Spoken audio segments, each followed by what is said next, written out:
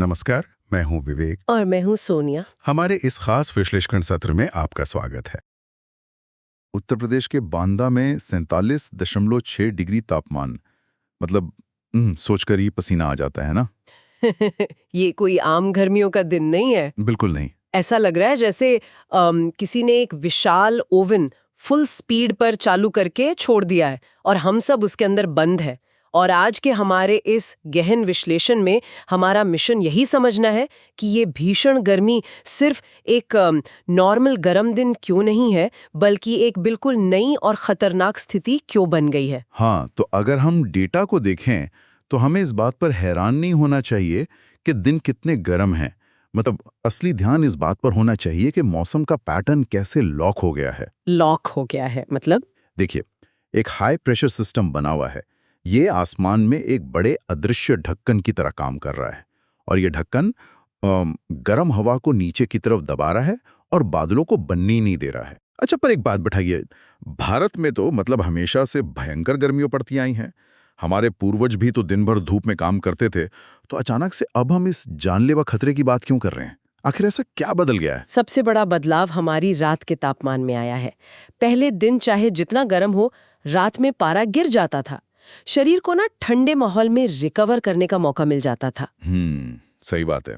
लेकिन अब हम क्यूमुलेटिव हीट स्ट्रेस का सामना कर रहे हैं। मतलब रातें अब ठंडी ही नहीं हो रही हैं। ओहो, यानी ये कुछ ऐसा है कि आप एक मैराथन दौड़ रहे हैं और आपको एक पल के लिए भी रुकने या पानी पीने का मौका ही ना मिले।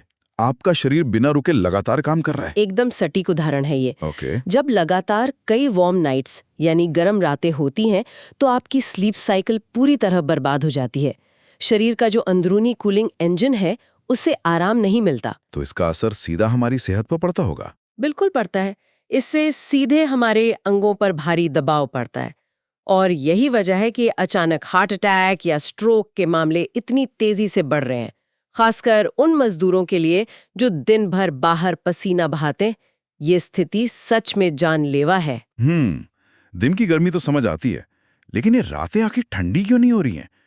क्या ये सिर्फ उस मौसम वाले ढक्कन का कमाल है या फिर कुछ और भी है जो हम खुद कर रहे हैं? मौसम तो एक फैक्टर है ही, लेकिन असली खेल हमारे बनाए ये कंक्रीट के जंगल कर रहे हैं। इसे अर्बन हीट आइलैंड इफेक्ट कहते हैं। Urban heat island? हाँ, हमारे शहरों की सड़कें, डामर और कंक्रीट की इमारतें एक तरह की थर्मल बैटरी का काम करती हैं। ये दिन भर सूरज की आग को सोखकर चार्ज होती रहती हैं। और फिर रात में उसे निकालती हैं? बिल्कुल। जैसे ही रात होती है, ये उस सारी गर्मी को वापस हवा में छोड़ना शुरू कर देती हैं। मतलब हम जिस शहर में रह रहे हैं वो खुद रात भर एक हीटर का काम कर रहा है? सही कहा आपने। और जब इस शहरी भट्टी में उमस यानी ह्यूमिडिटी मिल जाती है, तब सबसे खतरनाक स्थिति पैदा होती है। हम जल्द ही एक ह्यूमन सर्वाइवेबिलिटी लिमिट को पार कर सकते हैं। एक सेकंड, ये सर्वाइवेबिलिटी लिमिट क्या है? मतलब एक ऐसा पॉइंट जहां इंसान का शरीर वैज्ञानिक रूप से जिंदा ही नहीं रह सकता? हाँ, इसे समझने के लिए हमें वेट बल्ब तापमान को समझना होगा। देखिए, हमारा शरीर पसीना निकालकर खुद को ठंडा रखता है। हाँ, वो तो है।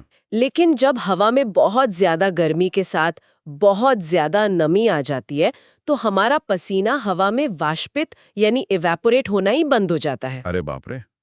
और अगर पसीना सूखेगा नहीं तो शरीर ठंडा नहीं होगा? एकदम सही।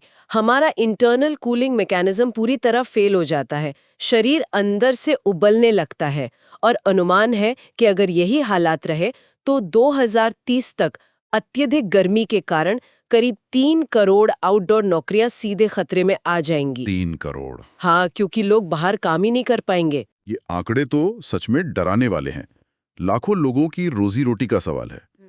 तो यहाँ एक बहुत ही गहरा सवाल उठता है कि अगर हमारे ही बनाए शहरों का कंक्रीट और डामर हमारी जान का दुश्मन बन रहा है, तो क्या हमें सिर्फ एसी या कूलर पर निर्भर रहने के बजाय इस बात पर विचार नहीं करना चाहिए कि हम अपने शहरों का डिजाइन ही पूरी तरह बदल दें?